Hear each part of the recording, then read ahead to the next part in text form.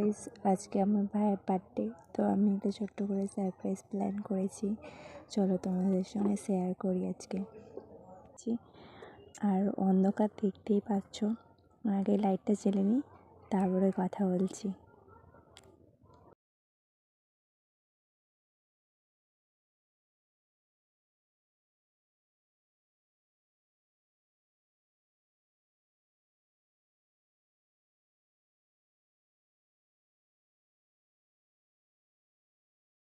শোনো ওঠ, ওই শোনো ওঠ। বার্থডে শোনো, হ্যাপি বার্থডে শোনো।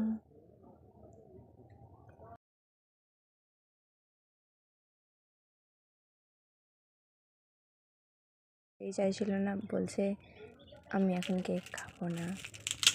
আমি বললাম ঠিক আছে, তো ওকে কেকটা খেতে হবে না, তো গিফটটা দেখো অন্তত।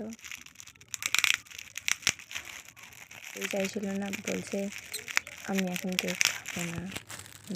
আমি বললাম ঠিক আছে, তো ওকে কেকটা খেতে হবে না, তো গিফটটা দেখো অন্তত।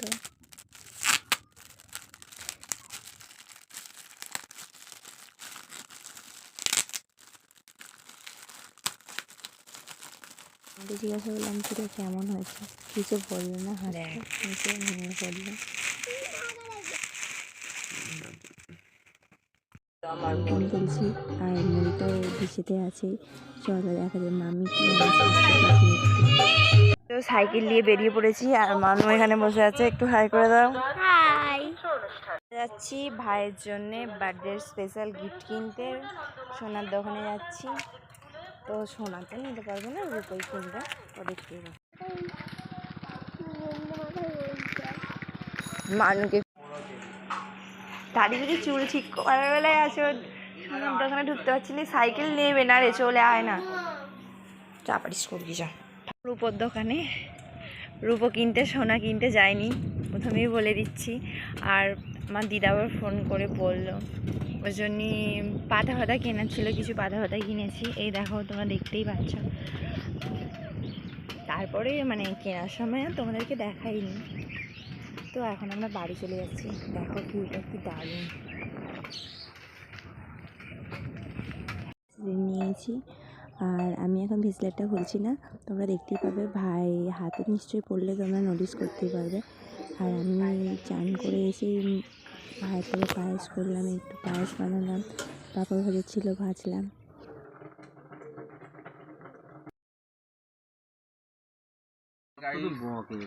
High guys, hi guys.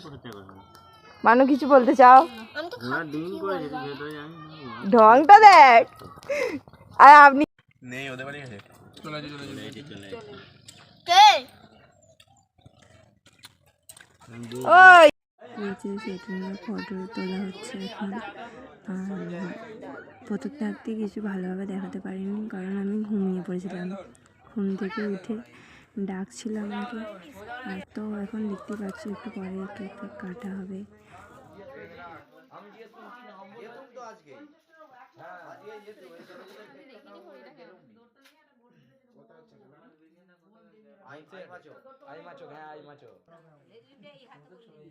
যে ঘড়িটা দেখতে পাচ্ছ ওটা আমার দিদি গিফট করেছে। আর আমি বলছিলাম না রূপোর দোকানে গিয়েছিলাম, তো ব্রেসলেটটা আমি গিফট করেছি ভাইকে।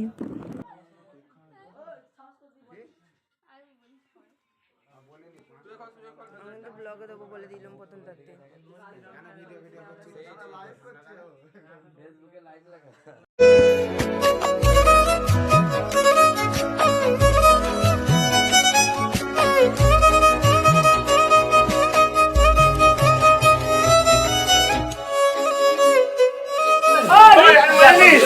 মেরা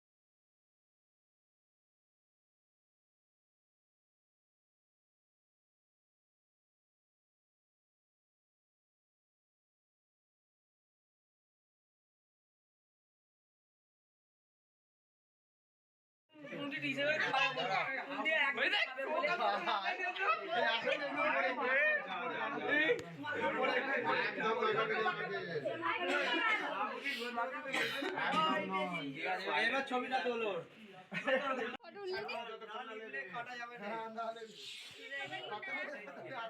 টাটা, গুড নাইট। আর বার্থডে ভিডিওটা কীরকম লাগলো কমেন্টে একটু বলো প্লিজ।